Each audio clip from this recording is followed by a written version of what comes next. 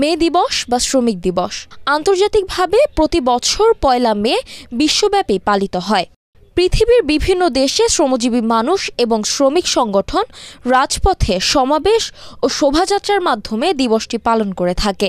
এই দিবসের মাধ্যমে উঠে আসে শ্রমিকের মর্যাদা ও ন্যায্য অধিকারের কথা।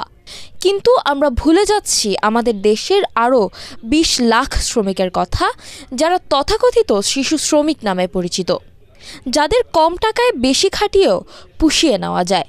কিন্তু তাদের অধিকারের কথা তো সেভাবে উঠছে না মে দিবসে।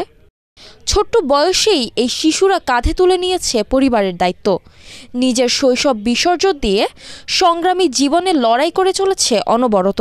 গরিবের শিশু যারা, তারা শৈশব আর বুঝে না, জন্ম থেকেই সে কিন্তু শৈশবকে হারায় ফেলে। সে দেখে যারা বড় লোকের ছেলেমেয়ে ওরা খেলে, ওরা অবসর সময় কাটায়, বন্ধুর সঙ্গে কাটায়, এই তো পারে না। তার জন্য তার স্বপ্নটাই কিন্তু সে নষ্ট করে ফেলছে। এখন এই স্বপ্নটার জন্য এখন আমরা কি বলবো, সে অবশ্যই কষ্টে আছে। সে শিশু, সে জীবনকে চিনতে চায়, চেনার সময়, সে উপভোগের সময় তাকে দেওয়া হচ্ছে জীবনের ভার, এটা বহন করতে হয়। এটা তো কাম্য না, এটা কোনো সমাজের, কোনো জাতির কাম্য হতে পারে না। এটা কিন্তু জাতির বুঝতে হবে, জাতির এগিয়ে আসতে হবে।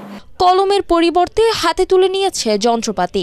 আন্তর্জাতিক শ্রম সংস্থা ILO ও ইউনিসেফের প্রতিবেদন অনুযায়ী বিশ্বব্যাপী শিশু শ্রমিক নিয়োজিত শিশুর সংখ্যা বেড়ে 16 কোটিতে পৌঁছেছে, যা গত 4 বছরে বেড়েছে 84 লাখ, এবং বর্তমানে বাংলাদেশে প্রায় 20 লাখের মতো শিশুরা শ্রমে নিয়োজিত।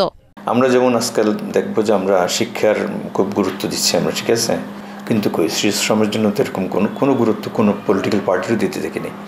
তাদের ম্যানিফেস্টোতে কিন্তু আলাদা করে শিশু শ্রম নিয়ে কোনো কথা বলে না।